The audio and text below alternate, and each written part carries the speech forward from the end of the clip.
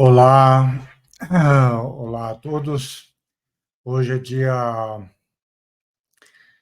dia 5 de novembro de 2024. Pretendo agora gravar vídeos com uma frequência maior. Há muitos fatos, eventos, coisas demandando comentário, explicação. Só para, digamos, ficarmos com 3 temas possíveis para hoje e para os próximos dias. Temos eleições americanas acontecendo hoje, com resultados que podem trazer consequências muito importantes, claro, para o mundo inteiro, mas também para o Oriente Médio, para a guerra que a gente vem comentando muitas vezes. Temos uma expectativa muito grande de uma resposta do Irã, um contra-ataque, né, uma resposta iraniana contra os ataques israelenses, ou uma resposta, um ataque iraniano dentro da sequência, né, de ataques e respostas que pode ser muito grande e, portanto, pode também trazer transformações muito importantes. E temos a novidade do dia, a movimentação do Netanyahu, destituindo, né, despedindo o ministro da Guerra israelense e fazendo outras mudanças que também anunciam que há alguma relação entre esse movimento e as eleições americanas e o futuro da guerra. Então, tudo isso nós vamos comentar nos próximos dias, mas hoje eu quis fazer um vídeo sobre um tema, digamos, mais permanente, ainda que muito urgente em vários momentos, que é o tema do antissemitismo e, nos tempos atuais, a relação entre a discussão sobre antissemitismo e a discussão sobre genocídio, né? Então, a razão de ser disto é muito simples, provavelmente adivinhada já por vocês. É a tendência que muita gente tem de brandir acusações de antissemitismo contra as pessoas que façam alguma crítica a Israel, que façam leituras, eu diria realistas, né? Mas isso fica a juízo de quem quiser julgar, do que vem acontecendo na Palestina, não só desde outubro do ano passado, mas desde décadas, várias instâncias ou várias situações muito estáveis, né, muito contínuas, de violação dos direitos fundamentais dos palestinos enquanto indivíduos, do povo palestino enquanto um povo que tem direito à autodeterminação, enquanto um coletivo que tem uma história, uma identidade e uma presença contínua, milenar, naquela parte do mundo, né?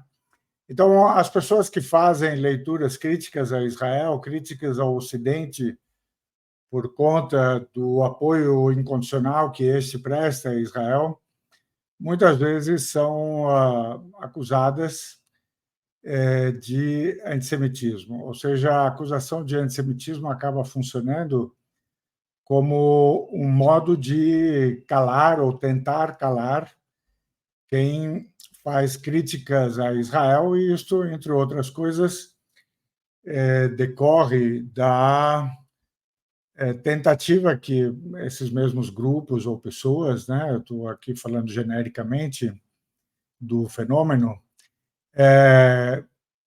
a tentativa que fazem esses grupos e essas pessoas ou essas instituições de, digamos, impor uma definição de antissemitismo que inclua qualquer crítica a Israel. Então, você quer incorporar a noção de antissemitismo, qualquer crítica a Israel, ou então, sei lá, a expressão de um desejo, ou de uma reflexão, ou de uma leitura, né, que diz, por exemplo, que, bom, talvez Israel não deveria existir desse jeito, com esse sistema, com esta política, com esses problemas, com esta ocupação, com o apartheid, etc. Então, você vai, na verdade, tentando restringir a liberdade das pessoas de exercerem um juízo crítico e de apontarem criticamente para aquilo que eles consideram que está errado. Por exemplo, dizer que a ocupação é errada, ou dizer que o apartheid é errado, ou dizer que há um apartheid, que há uma ocupação, ou que há uma tentativa de limpeza étnica, que há um trabalho permanente de limpeza étnica, né? E que há um genocídio em curso neste momento, né? Então, você tenta evitar que tudo isso possa ser dito quando você brande essa ameaça, né, da acusação do antissemitismo, e essa ameaça não fica apenas, digamos, no plano do genérico, do discurso, das publicações nas redes sociais. Realmente há muita gente sendo, de algum modo ou de outro, perseguida, né? Então, está se colocando em risco a carreira das pessoas, está se colocando em risco o nome, né? O nome, a reputação das pessoas. As pessoas estão sendo acusadas de crimes, de crimes graves, inclusive, né? Não só de discriminação ou de antissemitismo, mas também de como chama, incentivarem a violência e assim por diante, né? Então, esse é um tema muito importante. Eu já fiz referência a ele em outro momento, ainda que eu tivesse feito uma referência mais pontual, né, sobre o fato de que havia alguns eventos sendo organizados aqui no Brasil que falavam de antissemitismo, né, que tentavam, digamos, apontar o dedo, né, para instâncias de antissemitismo, para pessoas que seriam antissemitas e, mais especificamente, falando do que seria uma espécie de antissemitismo de corte especificamente árabe ou muçulmano, né? Então, que seria um novo tipo de antissemitismo. Então, eu falei sobre isso genericamente, mas esse tema, por várias razões, está voltando e está voltando a me circular, ou circundar, né? Me cercar, me procurar. Então, além de outras coisas que eu pretendo fazer para lidar com esse tema, eu resolvi recuperar um texto meu, um pouco mais antigo, ainda que desse ano, né? Sobre o tema e falar sobre esse artigo com vocês, ler um pouco dele e comentar um pouco sobre ele. E esse artigo se chamava Genocídio e Antissemitismo, né? Então, agora, hoje, eu acabo de republicar esse texto na minha plataforma, não, na minha newsletter do Substack. A plataforma é Substack. Vocês veem aqui desse lado o símbolo, né, da minha newsletter. Vocês podem entrar, se inscrever para receberem essa newsletter. Então, se vocês entrarem lá hoje e se inscreverem, vocês já vão encontrar esse artigo de hoje. Eu peguei um artigo, como eu disse, um pouco mais antigo. Essa plataforma tem uma característica, alguns de vocês já sabem disso, mas é que a gente tem assinantes pagos e assinantes gratuitos, né? Uma das vantagens que os assinantes pagos têm é a possibilidade de acessar qualquer artigo que eu tenha escrito ao longo da história dessa newsletter, ou seja, todo o histórico, todo o arquivo está disponível para quem quiser ser um assinante pago. Quem for um assinante gratuito, né? Ele recebe os e-mails com as newsletters, não necessariamente todas, mas a maior parte. Pode lê-las imediatamente, mas depois de 2 meses ele já não tem acesso à newsletter.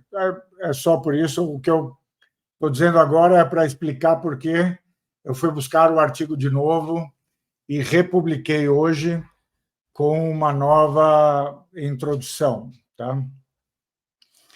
Então, eu vou agora fazer um mix, né, de leitura e comentário. Espero que vocês gostem, né, do formato, né? E gostem também do que eu vou dizer. Então, eu agora publiquei o artigo sob o nome De Volta ao Antissemitismo e Genocídio. Tá? E eu pego uma frase do texto para servir de subtítulo, e essa frase é: não se pode conceber que se lute contra um tipo de racismo ao mesmo tempo em que se defende o cometimento de genocídio e outros crimes de guerra e crimes contra a humanidade que vitimam outros grupos. Tá? Então, esse é o argumento central. Quando eu fui agora republicar, eu fiz uma nova introdução, como eu disse, eu fui buscar inspiração para a minha nova introdução numa peça do Shakespeare, que é O Mercador de Veneza, que muitos de vocês provavelmente devem conhecer. E, se não leram ainda, convido a ler, porque Shakespeare sempre vale a pena, e O Mercador de Veneza é uma peça muito, muito poderosa, entre outras coisas, pelo que eu vou usar dela aqui. Tá? Então, eu começo o texto dizendo por que eu recuperei a publicação anterior, né? E por que o tema ainda era relevante hoje. E eu começo com uma fala do Shylock. O Shylock, na peça O Mercador de Veneza, ele é um judeu que pratica a usura e que vai emprestar dinheiro para o mercador veneziano e depois ele, na verdade, tem algum desprezo por esse mercador e por outros, né, seus amigos, etc. Tem outros problemas que se colocam na relação entre os vários personagens, mas ele, quando empresta o dinheiro de que o outro precisava urgentemente, ele coloca no contrato que, se não fosse pago a tempo, ele teria direito a uma libra da própria carne do devedor, certo? Então, vocês já devem ter ouvido falar da expressão uma libra de carne, né? A pound of flesh. E ele quer cobrar. A história vai terminar no momento em que ele está tentando cobrar essa dívida, né? Diante dos tribunais de Veneza. Mas tem uma parte que é provavelmente a parte mais conhecida dessa peça, que é o monólogo do Shylock, e é um monólogo realmente poderoso, muito inspirado, muito inspirador. E aqui eu peguei uma parte que é a parte, muitas vezes, reproduzida desse monólogo. Eu gosto muito desse trecho.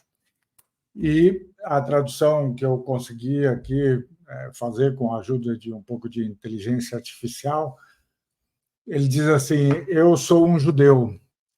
Um judeu não tem olhos, um judeu não tem mãos, órgãos, dimensões, sentidos, afeições, paixões. Não se alimenta da mesma comida, não é ferido pelas mesmas armas, não está sujeito às mesmas doenças, não é curado pelos mesmos métodos, não é aquecido e resfriado pelo mesmo inverno e verão, como um cristão. Se nos picais não sangramos, se nos fazeis cócegas não rimos, se nos envenenais não morremos, e se nos ultrajais não nos vingamos, se somos iguais a vós em tudo mais, também nisso seremos semelhantes. Então, aqui, ele está dizendo, olha, se somos semelhantes, judeus e cristãos, em todas essas coisas, por que seríamos diferentes na hora de vingar uma ofensa? Né? Então, esse é o lugar para onde caminha o monólogo, mas o seu conteúdo é que é enormemente inspirador, né? Porque ele está dizendo, afinal de contas, não somos iguais na humanidade, quer dizer, não somos seres humanos iguais. O que acontece com o cristão não acontece exatamente do mesmo modo com o judeu, e a gente poderia dizer com qualquer outro ser humano. Então, eu gosto demais dessa afirmação, dessa igualdade entre todos os seres humanos, né? Neste momento, eu noto com ironia, com alguma ironia, né,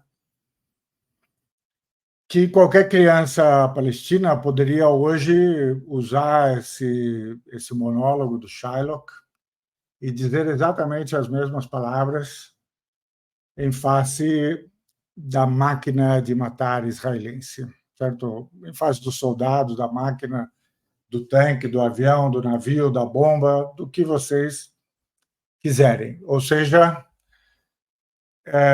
estamos concordando com o Shylock, eu e quem quiser concordar comigo também, que somos todos seres humanos iguais em tudo, e o que fere um judeu, fere um cristão e fere também uma criança palestina, que pode ser muçulmana, pode ser cristã, pode ser o que for, será sempre uma criança e sempre um ser humano, e passará pelo mesmo sofrimento e pelas mesmas alegrias, né? Mais tarde, na peça, o Shylock, enquanto ele está resistindo aos apelos por misericórdia, porque os amigos do mercador vão oferecer para ele mais dinheiro do que era o montante da dívida, vão clamar, né, por misericórdia, vão pedir para ele que seja, né, misericordioso com o devedor. Ele resiste a esses apelos e diz, porque eles dizem para ele: se você não mostra misericórdia, como quer que os outros sejam misericordiosos com você? Alguém pergunta isso para ele. E ele responde: que julgamento deverei temer, não fazendo mal algum? Vós tendes entre vós muitos escravos comprados, que, como asnos, cães e mulas, usais em tarefas abjetas e servis.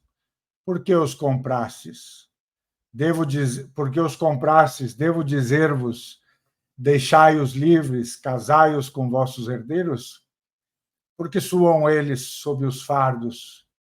Que suas camas sejam tão macias quanto as vossas e que seus paladares sejam temperados com as mesmas iguarias. Vós respondereis, os escravos são nossos, certo? Por que eu quis contrapor esse trecho ao anterior? Porque ele nos mostra que, ao mesmo tempo em que se declarava, o Shylock declarava, eu acho que o Shakespeare acreditava, e nós hoje concordamos, né, que todos os seres humanos são iguais e que sofrem igualmente, se contrapunha a isso mais tarde a percepção aqui apontada, né, pelo Shylock, de que, apesar de sermos todos iguais, havia entre os homens aqueles que eram livres e que não podiam ser escravizados, né, e que deveriam ser livres, e havia entre os homens aqueles que eram vistos como passíveis de serem escravizados, de serem vendidos, de serem comprados, certo? Ou seja, havia uma igualdade, uma humanidade comum, certo? Mas o próprio homem estabelecia diferenças entre alguns humanos e outros humanos, determinando quem podia ser escravo, quem podia ser propriedade dos outros homens, quem podia ser feito escravo por dívidas ou por guerras, né? Por capturas, quem, a partir da sua religião ou do seu pertencimento, né, étnico, religioso, nacional ainda não existia, mas digamos, né, das cidades, podia ou não podia ser feito escravo. Tá? Por que isso? Por que eu quis colocar essa contraposição aqui em cena? Porque o Shylock, né? Eu digo aqui, ao afirmar que a libra de carne a que tinha direito por contrato era tão sua quanto os escravos eram de seus donos, Shylock nos lembra que, apesar de iguais em sua humanidade, havia entre os homens aqueles que podiam ser e eram livres, e aqueles que podiam ser e eram de fato escravizados, comprados e vendidos. Ele mesmo, Shylock, sendo judeu, ele não podia ser escravizado, né, por decisões papais históricas, né? Ainda que, como judeu, ele, na Veneza do século XVI, não podia gozar dos mesmos direitos e privilégios que cabiam aos cristãos. Então, como nós sabemos, de modo geral, né, em situações diversas, tempos diversos, de modos específicos, dependendo do lugar, os judeus viviam na Europa sob grandes restrições, ou muitas, esse número variava, as restrições também variavam na sua natureza, mas, por exemplo, na época em que a peça se passaria em Veneza, os judeus tinham que morar nos guetos, não podiam ter propriedade fora dos guetos. À noite, os portões dos guetos eram fechados e, portanto, os judeus não podiam circular fora dali. Eles talvez tivessem que usar roupas que os diferenciassem dos demais. Havia atividades econômicas ou profissionais que eles não exercer, né? E, é claro, havia um preconceito muito grande, como a própria peça mostra, né, na relação entre os demais personagens e o Shylock enquanto um personagem judeu. Então, nós sabemos aí que algo que nós já sabíamos, né, ao longo da história e tal, mas a gente está lembrando aqui, que a condição do judeu na Europa era uma condição quase que intermediária, era como se o judeu fosse visto, como eu digo aqui no texto, como um estranho de dentro, um estranho que faz parte, certo? Ou então como aquele que faz parte, pertence a esta sociedade, mas, ao mesmo tempo, é visto como sendo estrangeiro a ela, né? Então, eu digo aqui no texto que eu não pretendo mergulhar muito fundo na interpretação do texto de Shakespeare ou na consideração do contexto histórico da Veneza do século XVI, mas que eu desejo apenas usar essas imagens, né, essa contraposição aqui de imagens, a da igualdade e a da diferenciação, né, para referir uma ideia que me foi inspirada por um amigo e que ele saberá quem é, que é a ideia de que o judeu na Europa podia ser visto como esse estranho de dentro ou como a ideia, né, de que ele concomitantemente, ao mesmo tempo, pertencia e, ao mesmo tempo, era, em alguma medida, estrangeiro, certo? Isso fará sentido um pouco mais à frente no texto, tá?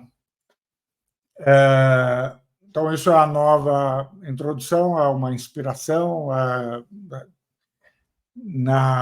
no pior dos casos, nos permite um encontro com o texto do Shakespeare, que é sempre um texto que vale a pena encontrar. Eu sigo dizendo o seguinte: esse era o começo da minha versão anterior do texto, tá? Eu dizia eu semita, certo? Então eu digo, comecemos com isso. Eu Salem Nasser, sou semita, tá? E aí eu digo, ou melhor, se alguém neste mundo pode ser semita, então eu sou semita, tudo bem? Ou seja, se houver alguém nesse mundo que de fato é semita, eu posso dizer que eu sou semita, e agora vamos ver o que isto significa, se é que significa alguma coisa, né? Então, eu digo, eu não digo com isto que sou descendente de Sem, que é o filho de Noé, né? Então, um dos filhos de Noé. A palavra semita vem de Sem, desse filho de Noé, tá? E eu digo aqui, eu sinceramente não sei se existiu esse filho de Noé. Então, se eu fosse alguém mais religioso, né, e tivesse os textos do Antigo Testamento e também algo assim do Alcorão e da religião muçulmana ou da crença mais profunda muçulmana, eu teria que dizer que sim, né, que Noé existiu e foi um profeta de Deus, e que os filhos nomeados, né, no Antigo Testamento e em outros lugares existiram de fato, e que um desses filhos foi Sem, mas eu não sei, certo? Então, aqui eu digo, olha, na verdade, sendo eu descendente de camponeses, eu não tenho nem brasão de família, nem árvore genealógica, né, que me permita reconstruir com precisão o passado familiar, o passado da minha família, ainda que fosse um passado inventado, porque também concordemos, né, que muita gente que tem brasão de família e que faz a sua árvore genealógica e tal, na verdade, vive uma ficção, certo? Mas eu não tenho sequer a ficção. O que eu posso saber, né, é que, até onde volta a memória coletiva dos meus ancestrais, a gente sabe que somos árabes e que sempre falamos árabe. Quer dizer, até onde eu posso voltar na, na cadeia, né, de antecedentes ou ancestrais da minha família, nós só sabemos que todo mundo morava no que a gente chama hoje de mundo árabe, especificamente no Líbano, e que todo mundo sempre falou árabe, certo? Toda a minha família desde sempre, até onde eu posso voltar, é claro, né? E aí eu digo, como se sabe, alguém um dia resolveu classificar as famílias linguísticas e chamou aquela que reúne as línguas originadas e faladas no Oriente Médio de semítica. Então, a pessoa que classificou as línguas resolveu chamar aquelas línguas que surgiram justamente na região que hoje é Palestina, Líbano, Síria, Israel, certo? Iraque, ou seja, algumas línguas que surgiram nesta região do mundo são as línguas chamadas de semíticas, tá? Por essa pessoa que, então, é claro, ele fazia referência à ideia de que ali teria se instalado Sem, o filho de Noé, e por isso as línguas que ali surgiram seriam chamadas de semíticas, certo? E aqui outra coisa que a gente sabe cientificamente, certo? É que as línguas que são hoje chamadas de semíticas se relacionam entre si e decorrem de uma mesma protolíngua, ou seja, de uma mesma matriz linguística anterior às próprias línguas, né? Que não há grande dúvida sobre isso. Isso cientificamente as pessoas aceitam isto, tá? E o nome que foi dado ao grupo, o nome semítica, né? Pode fazer maior ou menor sentido, mas esse é o nome que ficou consagrado, tá? Então, vocês têm outras famílias, como a indo-europeia, certo? E outras que eu conheço menos, né? Mas essa que o pessoal chamou de semítica, essa família, esse grupo de línguas, certo? Eu poderia dizer, sei lá, como historiador, como observador, como crítico, o que for, eu poderia dizer, talvez, caberia um outro nome, sei lá, Médio Oriental, Levantina, Palestina, sabe?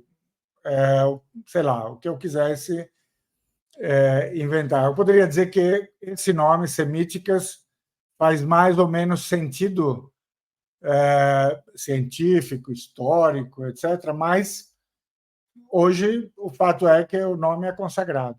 Tá? Então, a gente fala tranquilamente sobre o fato de que existem línguas semíticas. Tá?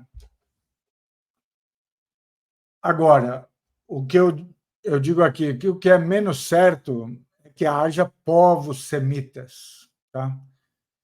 Que, de algum modo análogo, resultem de um mesmo berço genético. Quer estes povos semitas sejam descendentes de Sem ou não.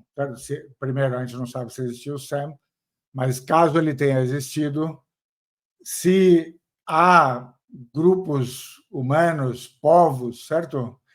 Que a gente poderia chamar de semíticos, porque, assim como acontece com as línguas, esses povos teriam uma matriz única, certo? Comum, e que, portanto, nós pudéssemos falar de povos semitas ou de povos semíticos, assim como falamos de línguas semíticas. Eu acho que isso é muito menos provável, certo? Pelo pouco que eu sei da história, das trocas, das migrações humanas e da variedade que as pessoas encontram ao pesquisar os seus próprios DNAs, acho que é menos provável, né, que a gente possa buscar na genética, tá, a identidade dos povos que seriam semitas e teriam essa matriz comum e que seriam descendentes de Sem. Tudo bem? Mas não estou dizendo que isso não existe e tal, cabe à ciência descobrir ou determinar. Tá? Mas por que eu acho que é importante dizer isto e marcar essa diferença entre a certeza da existência de línguas que têm uma matriz comum e que a gente chama, por conveniência histórica, de semíticas, e a incerteza sobre a existência de povos que geneticamente sejam todos descendentes de uma mesma matriz que a gente chamaria de semítica. Então, eu digo aqui o que isso quer dizer concretamente. A língua árabe, falada por quem quer que seja, continua pertencendo à família linguística que a aproxima e põe em relação com o hebraico e o aramaico, certo? Por exemplo. Então, sei lá, alguém pode ter vivido a sua vida inteira no Brasil e um dia resolvido se mudar para o mundo árabe, aprendeu a falar o árabe, passou a falar uma língua semítica e, a partir dali, seus descendentes, se eles ficarem no mundo árabe, continuam a falar uma língua semítica, independentemente da origem genética dessa pessoa que nasceu no Brasil, tinha nacionalidade brasileira e tal, que pode, na sua história genética, não ter nenhum componente médio oriental, árabe, ou sei lá, aramaico, siríaco, hebreu, etc. Certo? Por outro lado, um exame do meu DNA, por exemplo, talvez demonstrasse que, apesar de eu só conhecer o passado de meus ancestrais que existiam no Líbano, toda a minha família talvez tenha origem no Irã, por exemplo, cuja língua, o persa, pertence a uma outra família linguística que não é a semítica. Então, por exemplo, isso as pessoas às vezes estranham, especialmente quando veem que o persa é escrito hoje com as letras, né, comuns ao persa e ao árabe, ou seja, as letras de origem árabe. O persa é uma língua indo-europeia, ele não tem a mesma matriz, né, que o árabe. Tem algumas palavras que hoje são comuns e que foram levadas pela islamização da Pérsia, né, e domínio da Pérsia pelos árabes, mas isso não fez com que a língua persa desaparecesse, ela incorporou outras coisas do árabe, o árabe incorporou coisas do persa, mas elas são duas línguas de origens diferentes, né? O que eu quero dizer com isso? É que eu poderia descobrir que geneticamente, certo? Eu decorreria de povos, né, que não eram provenientes do Oriente Médio ali, talvez antes, né, na minha sequência de DNA, minha origem mesmo não fosse nesse sentido semítica, certo? Porque se a minha origem se encontrava no Irã ou em algum outro lugar da Europa ou certo, da Rússia, não sei. Então eu geneticamente não seria semita, se é que isso existe, né?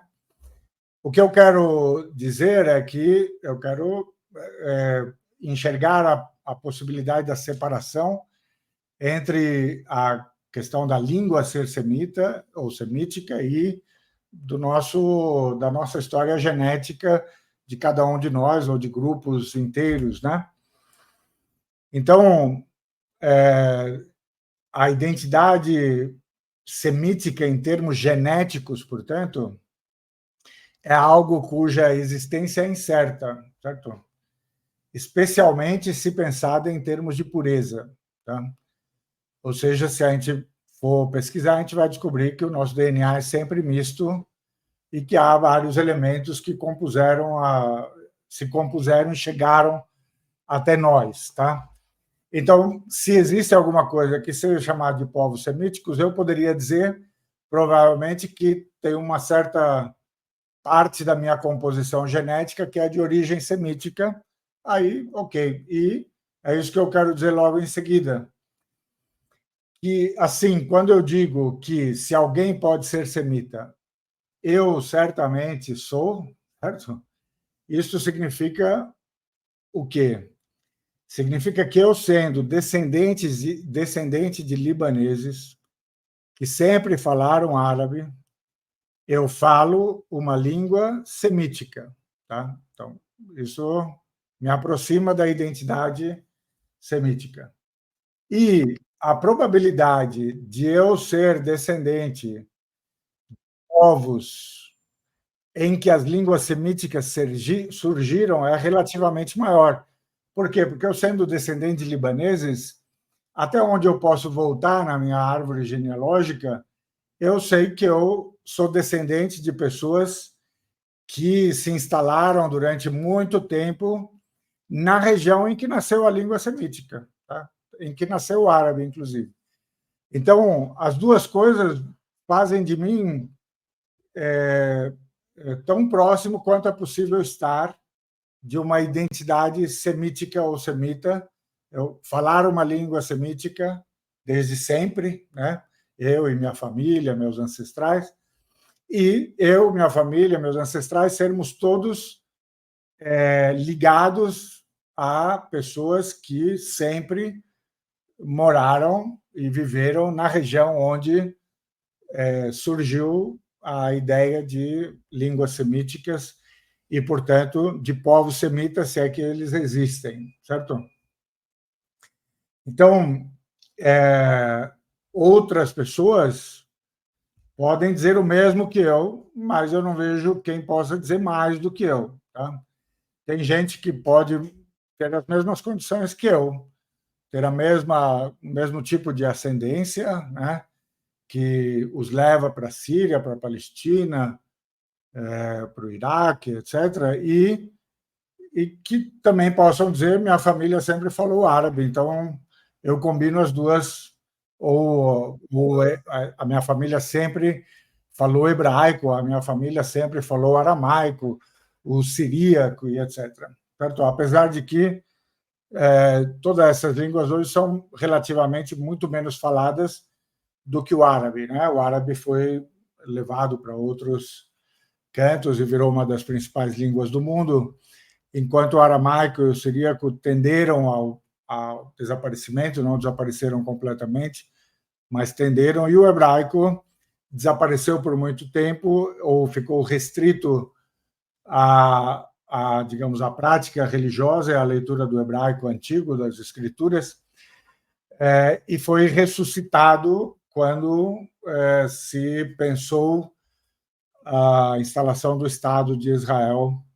Então, aí se reinventou o hebraico e se fez um hebraico dito moderno, certo?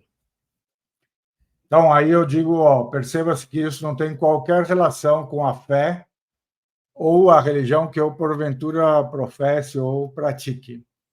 Há árabes e falantes do árabe que são muçulmanos, que são cristãos, que são judeus, não tem nada a ver com a sua religião, tá? Se pode existir um semita que fala uma língua semítica e que vem da região onde as línguas semíticas surgiram, então ele pode se dizer um semita, né? Mais uma vez, mas ele pode ser muçulmano, pode ser cristão, pode ser judeu, não muda nada, tá? Ou seja, o fato de eu ser descendente de muçulmanos não faz de mim nem mais nem menos semita do que, por exemplo, a pessoa que seja descendente de libaneses cristãos ou a pessoa que seja descendente de libaneses ou sírios judeus, tudo bem? Seríamos igualmente semitas todos, independentemente da nossa religião. Meu segundo capítulo é justamente intitulado Antissemitismo, né? Então, o primeiro era eu semita. E eu digo assim, alguém um dia, perto do final do século XIX, concebeu o termo antissemitismo para se referir ao que antes era conhecido como ódio aos judeus, tá? E que também podia ser dito judeofobia. Então, nas linguagens europeias, se falava de ódio aos judeus e se falava de judeofobia. Acho que a principal era ódio aos judeus. O momento em que surge o termo antissemitismo não teria sido acidental.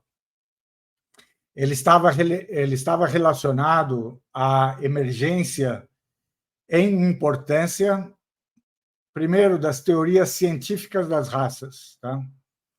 Então, vocês sabem que uma boa parte da nossa concepção de racismo tem relação com este momento em que, no final do século XIX, um pouco do século XX, o homem, o ser humano, né, passou a depositar uma enorme confiança no que seria o saber científico, a certeza científica, fazer de tudo ciência e fazer da ciência sempre uma ciência pura, né? E nesse momento surge com força a ideia das raças, né?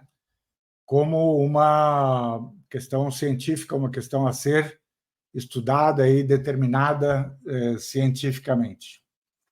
Era também, aí esse é o segundo aspecto, era também um momento em que um problema ancestral era objeto de discussões mais intensas na Europa, que era a questão dos judeus europeus, a questão da integração dos judeus europeus nas sociedades em que eles se encontravam e do seu pertencimento às identidades nacionais emergentes. Ou seja, aqui tem duas coisas. Uma é que esse é o momento histórico em que também surge com mais força o nacionalismo, a ideia do nacionalismo, a ideia das nações, a ideia do pertencimento nacional, do Estado como sendo um Estado nacional, no sentido de o Estado sempre corresponder a uma nação, a uma identidade cultural, étnica, linguística e assim por diante. Então, há a emergência da noção de nacionalidade e há uma pergunta que ganha força na Europa, entre judeus, até mais do que entre os não-judeus, que eles vão chamar de a questão judaica, certo? Que é a pergunta sobre o quanto o judeu pertence ou não pertence a, por exemplo, nacionalidade francesa. Então, havia sei lá, vou super simplificar a pergunta, né? Havia uma pergunta que era assim, o cidadão francês que fosse judeu, ele precisaria se desfazer da sua religião e da sua identidade judaica ou judia para poder pertencer à nacionalidade francesa, a incorporar o pertencimento e a identidade francesa, ou ele podia ser as duas coisas ao mesmo tempo, certo? É daí que vem a ideia daquela ideia fundamental lá do começo, que eu dizia que era uma pergunta sobre o pertencimento / estranhamento do judeu em relação à Europa, especificamente, mas, ou melhor, genericamente, mas ainda assim, especificamente na Europa, não era um fenômeno observado do mesmo modo em outros lugares, e especificamente em cada país da Europa. Isso aqui foi discutido de modos diferentes, por Marx, começando por Marx, mas passando por muitos outros intelectuais e filósofos e pensadores judeus, em que essa era a grande pergunta, quer dizer, pertencemos ou não pertencemos? Precisamos abrir mão de alguma coisa da identidade judia para podermos integrar a identidade nacional francesa, alemã, etc. Como que se dava essa combinação? É claro que essa combinação conversava não só com uma interrogação própria aos judeus, mas conversava também com a relação que os demais europeus tinham com os judeus e que incorporavam aquilo que o Shylock denunciava no texto do Shakespeare, em que havia uma percepção pelos europeus de que o judeu era, de fato, um outro, ainda que fosse um outro mais próximo. Ele era, ao mesmo tempo, europeu e, ao mesmo tempo, diferente, ao mesmo tempo, um outro. Ele estava aqui, convivia, pertencia às instituições, atuava, já não era mais o século XVI, era o século XIX, etc., mas ainda assim havia essa percepção de um outro que estava dentro, ou seja, aquelas ideias de judeofobia ou de ódio ao judeu estavam implantadas na Europa, né?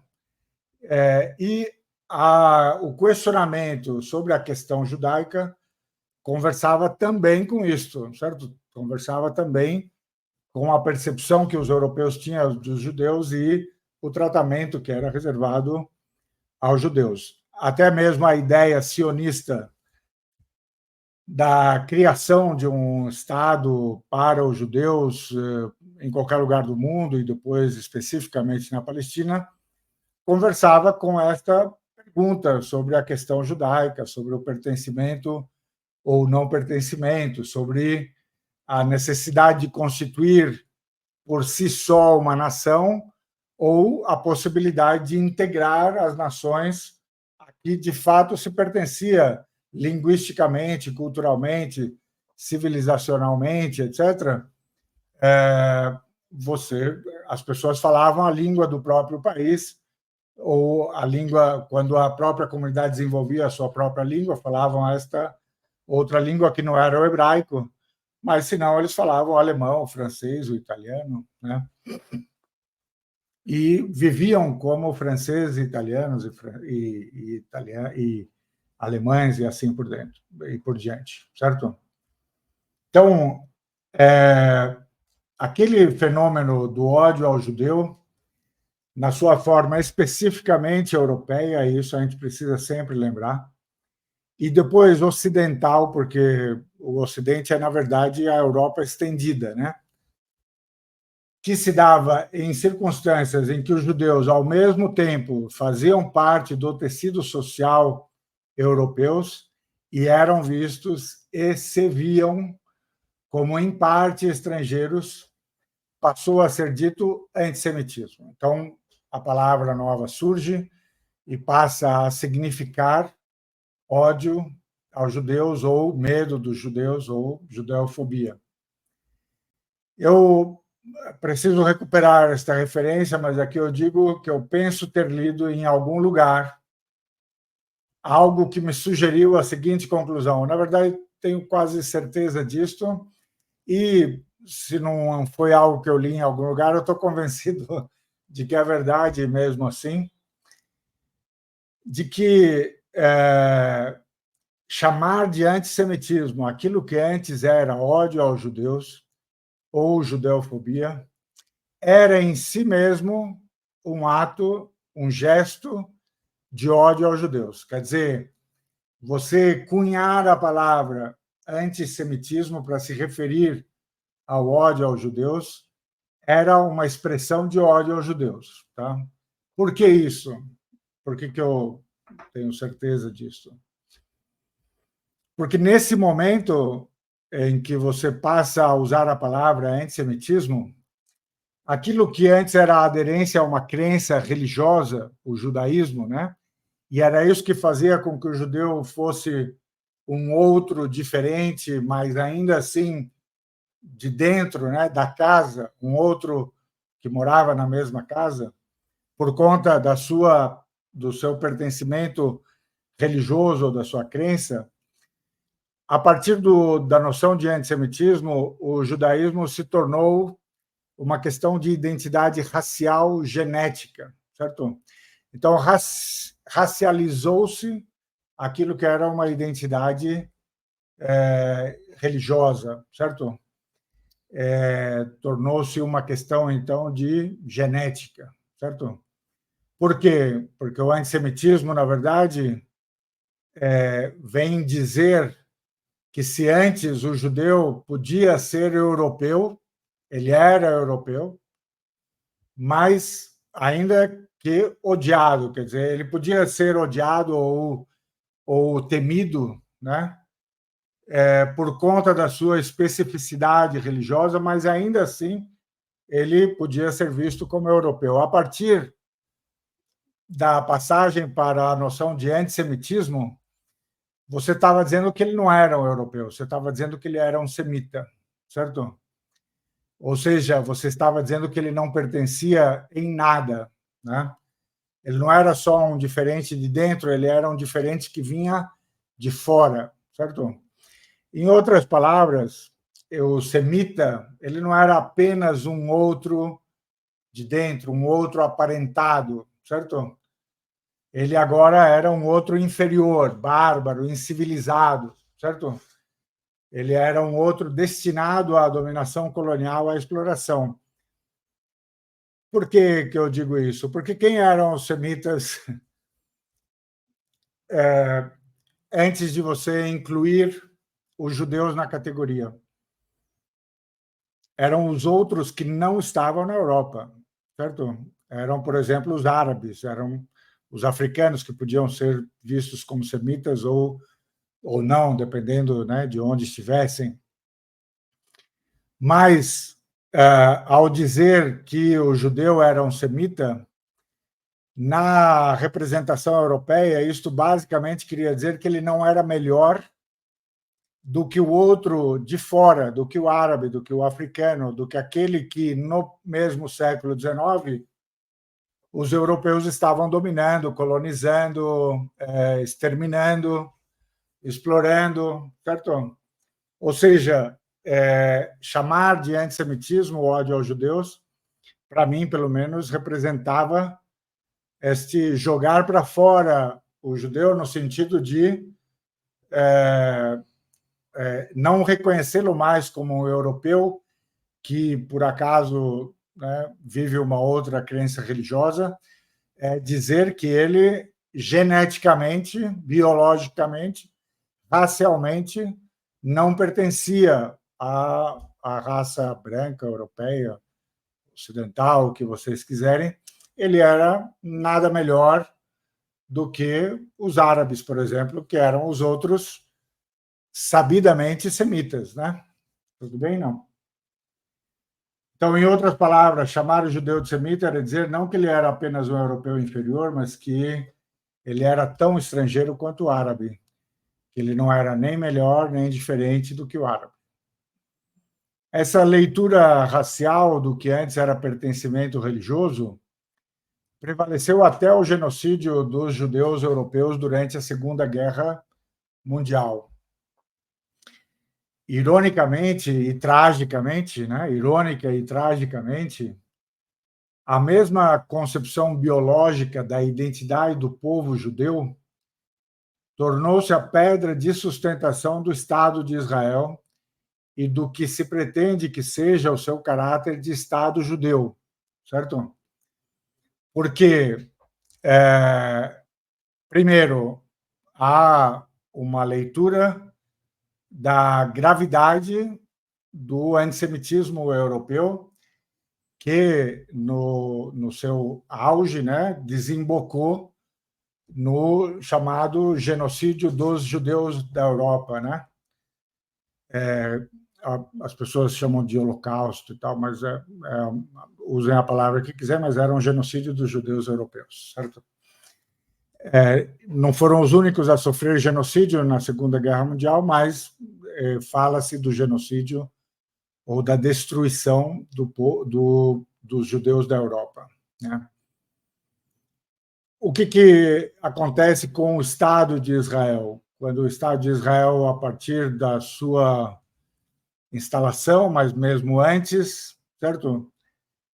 Ele se pretende, eu não vou nem falar aqui da questão do projeto colonial e da expulsão dos árabes, da população local, etc., mas se vocês pegarem a linguagem do Estado de Israel e dos defensores de Israel, eles estão pensando e falando de um Israel em que ser judeu não é uma questão de crença religiosa ou de fé professada, certo? Não é uma identidade de natureza religiosa, mas é uma identidade de natureza biológica, certo? Então, é nesse sentido que se pensa o Estado de Israel como um Estado exclusivo para os judeus, vistos como uma nação, mas especificamente como uma nação que se identifica como uma comunidade genética biológica, uma comunalidade genética e biológica, certo? Então, a gente depois, em outros encontros, vai poder aprofundar isso. O antissemitismo, enquanto ódio ao judeu ou judeofobia, quer se pense o judeu como membro de uma religião ou como racialmente inferior por ser semita, é fenômeno tão grave quanto qualquer outro tipo de preconceito religioso, racial ou de classe, certo? Essa é uma profissão de fé minha. Eu acredito que todos os racismos, todos os preconceitos são igualmente graves. Por quê? Porque eu acredito que todos os seres humanos são igualmente humanos. Tá? As pessoas podem, talvez, não concordar comigo, mas aí é uma outra discussão, certo? Não sendo eu inocente ou ingênuo, afirmo mesmo, né, que o preconceito é da natureza humana, quer dizer que todos nós temos, sendo todos humanos, temos uma tendência ao preconceito. Tá? E digo que o que nós podemos chamar de conquista civilizacional é esta compreensão do fato de que é preciso lutar contra a nossa inclinação para o preconceito. Tá? Então, eu acho que o que faz da gente humanos civilizados é a percepção de que nós temos uma inclinação para a recusa do outro, para o medo do outro, para o ódio ao outro, e que nós precisamos perceber que é preciso lutar contra isto. Tá? E eu acho que só é honesto na preocupação com a humanidade, com o racismo, quem de fato empreende esta luta em si mesmo, certo? Então, enquanto não podemos e penso eu, não devemos, tá? Aqui também pode haver uma discordância. Policiar sentimentos, eu não acho que dá para policiar o que as pessoas pensam, sentem, certo? Nós podemos, sim, e devemos, né, combater as expressões de preconceito e a sua concretização em atos de discriminação. Então, aqui há uma diferença entre você ter um preconceito e você expressar o preconceito, agir com base nesse preconceito. E não dá para lutar contra a primeira nos outros, né? Cada um tem que lutar dentro de si mesmo. Mas dá para lutar contra a expressão, né? Ou trabalhar contra ela, para não usar uma palavra muito violenta. E há aquelas ações que nós empreendemos com base no nosso preconceito e que são discriminatórias, certo? Então, há uma diferença entre expressar o preconceito e o momento da discriminação em que nós vamos agir em relação aos outros, causando a eles algum prejuízo, algum mal, por conta do nosso preconceito. Tá? E isso é verdade para a judeofobia, para o racismo em geral, para a islamofobia. 3 pontinhos, o que vocês quiserem colocar aí. Um ato discriminatório pode ser pior do que outro, de acordo com as circunstâncias, né? Mas, se é verdade que todos os seres humanos são iguais em dignidade e que todos os povos, como quer que se pense o sentido dos termos, né? Dignidade, povos, certo? São merecedores do mesmo respeito. Então, não há hierarquia entre racismos e preconceitos. Tudo bem, não? Ao que eu estou respondendo antecipadamente aqui? A sensação que se dá, muitas pessoas nos passam esta sensação, de que, olha, sim, racismo é grave, racismo é importante, sim, islamofobia é importante, é grave, mas, por alguma razão, antissemitismo seria mais importante. Tá? Eu estou dizendo que eu não concordo com isso, eu digo que é tão grave quanto, todos são igualmente graves. Eu entendo que, às vezes, a sensação, né, que querem nos passar de que o antissemitismo é mais grave, ou especialmente mais grave, talvez decorra justamente da história, ou seja, olha, alguém poderia querer nos dizer, né, nunca um racismo outro resultou no genocídio como aquele que foi visto na Segunda Guerra Mundial, o genocídio dos judeus da Europa. Aí eu diria que provavelmente a história nos mostraria circunstâncias em que outros povos foram eliminados aos milhões, etc. Não acho que seja uma exclusividade do século XX, nem da Europa, nem, certo, tendo por vítimas os judeus. Mas eu entendo que alguém possa dizer, olha, mas no século XX, né, só esse foi o mais grave, foi tendo chegado a humanidade ao século XX, com as conquistas civilizacionais que ela pretende ter conquistado. Então, isso é especialmente grave. Tá? Ok, eu aceito o argumento, né? Mas eu diria que provavelmente esse argumento está carregado com o fato, né, de que os europeus e os ocidentais, e entre eles os judeus ocidentais, mas sim, não é uma especificidade, né, enxergam como mais grave o genocídio do século XX, né, contra os judeus, porque justamente ele foi um genocídio de europeus, ou seja, a vítima do genocídio eram europeus. Tá? Apesar de serem judeus também, eram europeus. E é por isso que é especialmente grave na leitura do Ocidente, certo? E já a gente pode fazer a conexão entre isto e o que está acontecendo hoje na Palestina, certo? Em que está havendo um genocídio, mas que o Ocidente resiste em ler como grave, entre outras coisas, porque quem está sendo genocidado não são europeus, não são ocidentais, e, portanto, o Ocidente não consegue reagir com a percepção da gravidade. Né? Então, meu terceiro ponto aqui se chama antissemitismo e genocídio. Por mais graves que sejam os comportamentos discriminatórios, não creio haver dúvida de que há coisas mais graves, tá? Então, aqui também tem um grande debate hoje sobre a questão dos identitarismos e tal, mas podemos voltar a isso um outro dia. Mas me basta dizer o seguinte, entre essas coisas mais graves do que a discriminação, certo?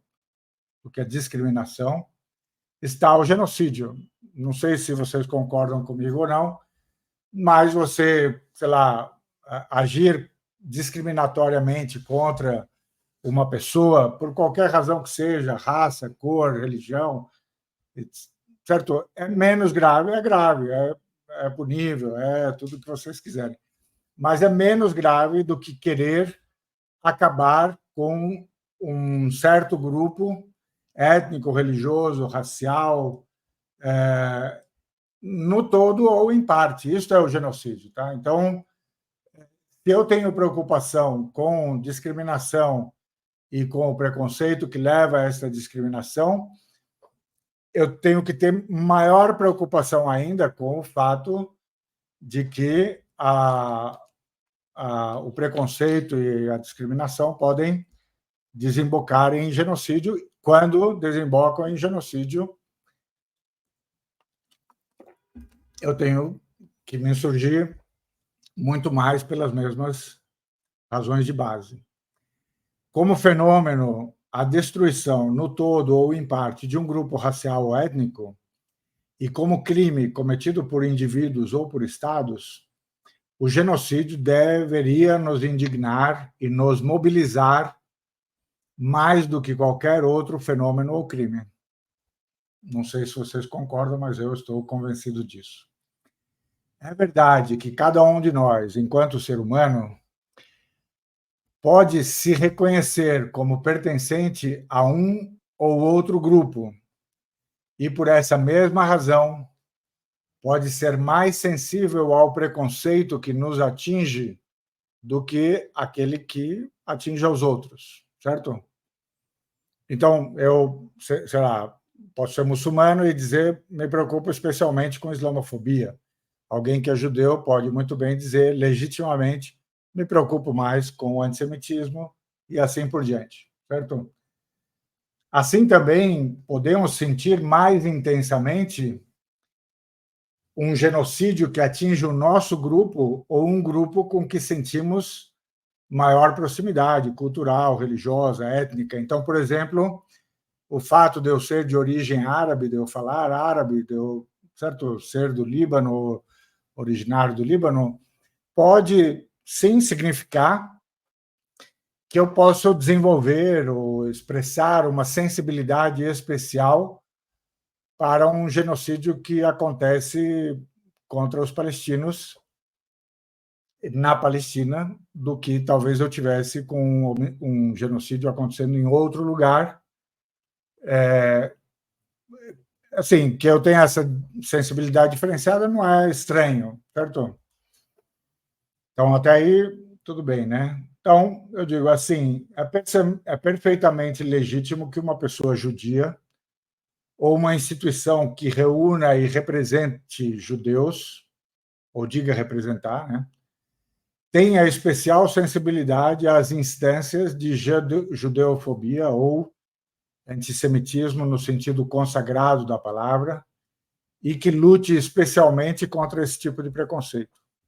Então, que haja, por exemplo, em São Paulo, instituições, pessoas que escolham, por elas serem elas mesmas judias ou se reconhecerem como judias, e as instituições, por se pensarem como instituições que representam a comunidade judaica, que eles digam, olha, temos uma preocupação específica com o antissemitismo, com a judeofobia, também parece totalmente normal, e que eles desenvolvam, né, estratégias para lidar com isso, certo? Só que essa sensibilidade, essa luta, no entanto, não se podem realizar por questões lógicas e morais, ao mesmo tempo em que se exerce o preconceito e a discriminação contra outros grupos. Tudo bem, não? Então, logicamente e moralmente, certo?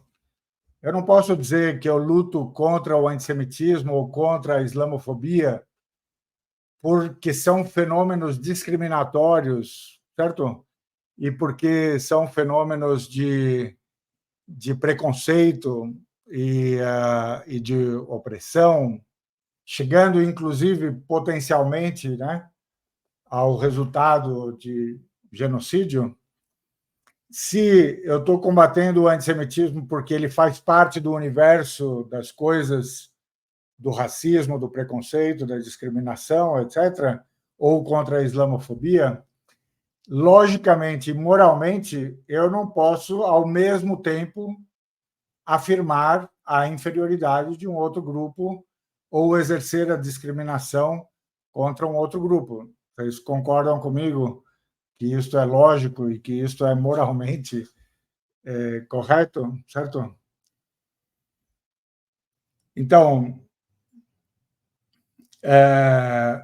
com mais razão ainda, não se pode conceber que se lute contra um tipo qualquer de racismo ou discriminação, ao mesmo tempo em que se defende o cometimento de genocídio e de outros crimes de guerra e crimes contra a humanidade, que têm por vítimas outros grupos. Então, se eu já não estou aceitando, lógica e moralmente, que alguém, ao mesmo tempo, se diga insurgido contra um racismo e pratique um outro tipo de racismo, com mais razão ainda, eu digo que não pode alguém dizer que ele luta contra um tipo de discriminação e, ao mesmo tempo, defender, esse mesmo alguém defender o cometimento de genocídio, de crimes de guerra, de crimes contra a humanidade, que tem por vítimas outros grupos raciais, étnicos, religiosos e assim por diante, certo? Se, de fato, o fundamento da nossa luta contra o antissemitismo se encontra na crença da igualdade ou na igualdade dos seres humanos e na sua igual dignidade, haveria na defesa do genocídio uma contradição insuperável, certo? E, no entanto, esse comportamento, que eu reputo particularmente indecente, tem sido o de muitos indivíduos e instituições no Brasil e no mundo, certo? E o que acrescenta injúria à obscenidade é que não só se diz lutar contra o antissemitismo e, ao mesmo tempo em que se defende o genocídio dos palestinos, mas se faz uso da acusação de antissemitismo contra aqueles que denunciam o genocídio, certo? Para fazer a defesa deste ainda mais perfeita, quer dizer, você diz lá, olha, eu luto, por exemplo, contra o antissemitismo, mas, ao mesmo tempo, eu defendo Israel, que, neste momento, pratica um genocídio. Claro, eu posso negar a existência do genocídio, mas a realidade te supera, certo? Porque os fatos te mostram que se trata, sim, de um genocídio e que, quando você o nega, você demonstra, na verdade, ou a sua cegueira, né, para aquele acontecimento específico, ou a sua má-fé, no sentido de que você sabe, mas acha que ele é justificável e que ele deve mesmo ter lugar. Agora, aí você passa para o terceiro passo. Todas as pessoas que acusarem Israel, que criticarem Israel e que denunciarem, por exemplo, hoje o genocídio, mas antes disso o apartheid, antes disso a ocupação, antes disso a limpeza étnica e tal, todos eles realidades concretas, verificáveis no mundo dos fatos, certo? Eu digo, como é que eu vou defender Israel contra estas acusações, certo? Eu vou chamar o acusador de antissemita, certo? Eu vou, inclusive, modular a minha definição de antissemitismo para poder atingir este acusador, certo? Isso tem acontecido demais, certo? Não só as pessoas te acusam digamos, ter um preconceito, né? Como quem pretende entrar na sua mente e descobrir o que você pensa de fato sobre, o que você pensaria de fato, né, sobre os judeus. Mas eles vão dizer que você, ao apontar para uma questão de justiça, ao apontar para uma injustiça, ao apontar para um crime, você, na verdade, está fazendo isso por uma intenção de discriminação contra uma religião ou contra um grupo, sei lá, étnico, religioso, cultural, civilizacional, o que as pessoas quiserem achar que o conjunto, né, dos judeus constitui, certo? Para deslegitimar a sua voz e para fazer desaparecer a realidade para a qual você está apontando por uma preocupação de justiça que parte, certo, do ponto de partida do qual, em princípio, você está partindo, certo? Que é a ideia de que o antissemitismo não cabe porque os seres humanos são todos iguais. E, portanto, assim como não cabe o antissemitismo, não cabem outros tipos de racismo, de discriminação, certo? De violência contra um grupo dado, certo? Um grupo religioso, étnico, linguístico, cultural, como vocês quiserem, certo? Mas essa é uma tática que vem sendo usada e eu diria mesmo abusada, né? Claro que quem está me ouvindo agora sabe que, por exemplo, isso acontece comigo de vários modos e eu já estou deixando aqui o meu, sei lá, eu ia dizer um testamento, mas eu acho que não vai acontecer nada comigo tão cedo, espero. Mas a gente vive segundo a vontade do destino, né? Ninguém prevê o que será o amanhã. Mas eu já estou dando aqui a minha declaração, sabe, que ao mesmo tempo responde a quem me acusa, né, de antissemitismo e ao mesmo tempo coloca o tema como um tema de conversa e de troca para a gente se encontrar em algum lugar em que a gente de fato lute, né, contra todo tipo de discriminação, todo tipo de preconceito e todo tipo de violência contra este outro percebido, né? Este outro ser humano, mas ainda assim percebido como um outro diferente que merece, por exemplo, ser destruído, né? E também para colocar nos termos que cabe, né? Esta dicotomia do uso da bandeira, né, do antissemitismo para calar aqueles que querem se insurgir contra algo que, digo eu, como disse antes, logicamente, é mais grave do que a discriminação e do que a ofensa, né, discriminatória ou preconceituosa, que é o genocídio, este esforço para efetivamente destruir no todo ou em parte este ou outro que você não gosta, de quem você tem ódio e de quem você tem medo, certo? Então, eu, por razões lógicas e morais, me insurjo contra o antissemitismo e me insurjo contra qualquer outro tipo de discriminação e me insurjo contra qualquer genocídio, certo?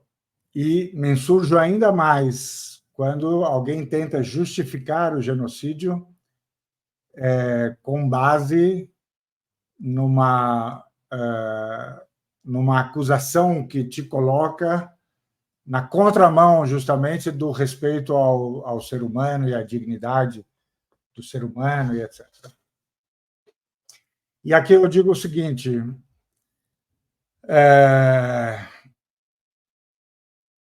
os atos de genocídio e outros crimes sendo cometidos contra os palestinos por Israel não ajudam na luta contra o antissemitismo. Isso, para mim, parece cristalino. Tá? Então, se de fato no mundo há um problema de percepção dos judeus como um outro assustador, perigoso, às vezes maléfico, ou seja, tudo aquilo que a gente coloca na cestinha, né, do que a gente chama de antissemitismo especificamente europeu, tá?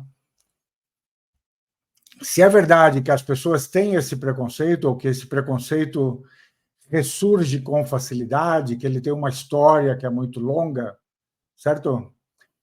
O melhor que as comunidades judias poderiam fazer seria desconectar a identidade judaica dos crimes que estão sendo cometidos por Israel.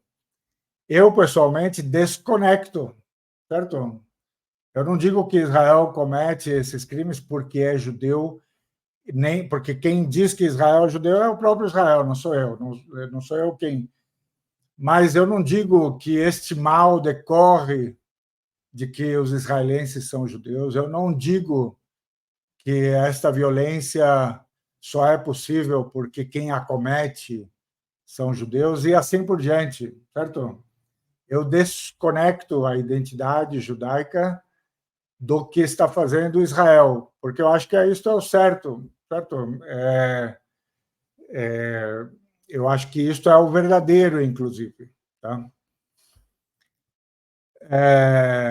Então, sim, eu não sinto, especialmente porque eu disse lá atrás que se alguém é semita nesse mundo, eu sou semita, e porque eu não acho que eu seria merecedor, por exemplo, de uma discriminação ou uma visão mais negativa pelo simples fato de eu ser semita, eu não tenho qualquer razão para imaginar que o judeu, ao ser aproximado ao semita que sou eu, certo? Que ele seria por isto ruim, entendeu? Não, não cabe na minha cabeça, né? Então, o melhor que quem quer lutar contra o antissemitismo deve fazer nesta circunstância é dizer, como dizem muitos judeus, não em meu nome, certo? Não em nome do judaísmo e não em nome dos judeus, tá? Não se deve aceitar que um genocídio se dê em nome dos judeus e em nome do judaísmo. Eu não acho nem que isso é o fato, mas quem comete o genocídio tenta fazer com que isto se faça em nome dos judeus, certo? O apoio incondicional de certos indivíduos e instituições a Israel faz duvidar da sinceridade da sua crença na igualdade dos seres humanos, por razões já explicadas, certo? Se você acredita na igualdade de todos os seres humanos e por isso luta contra o antissemitismo, com mais razão você deveria lutar contra o genocídio. Se você não luta contra o genocídio, especialmente quando esse genocídio é feito em seu nome, então eu não acredito na sinceridade da sua causa, certo? O mesmo apoio incondicional a Israel por parte do Ocidente revela que esse Ocidente, suas lideranças, sobretudo, nunca acreditou na sua própria mentira sobre a universalidade dos direitos humanos e sobre a ideia que eles nos vendiam de que éramos todos iguais. Na verdade, o Ocidente está agindo como quem nos diz: sim, Israel é parte do Ocidente branco, civilizado. Eles falam, né, da cultura judeu-cristã e tal. E os semitas, os árabes, certo? Os outros, os africanos também, etc.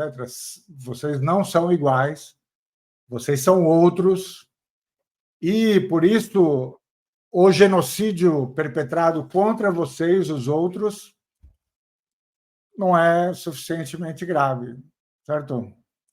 Então, quando a gente falava dos direitos humanos, das convenções, sabe, evitar os flagelos que atingiram o mundo por 2 vezes no século XX, como diz lá o preâmbulo da Carta da ONU, a gente estava pensando na gente, a gente não estava pensando em vocês outros, certo?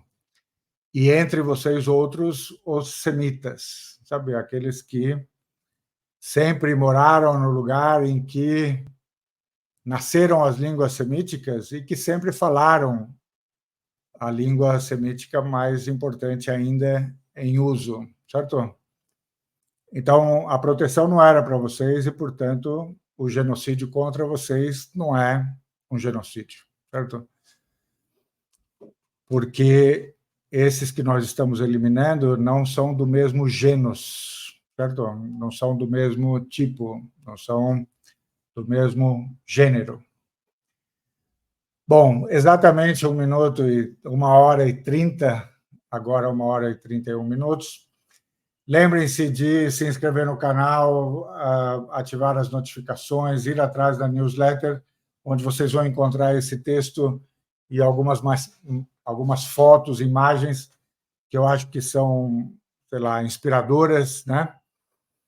E logo mais, provavelmente amanhã, eu devo voltar com algum outro vídeo mais voltado realmente para a situação atual e provavelmente para as eleições americanas, talvez para um ataque iraniano, e assim por diante. Muito obrigado pela paciência, mas eu me estendi um pouco mais porque esse tema é central e porque imagino que nós vamos lidar com ele mais vezes. Tá? Meu abraço e até a próxima.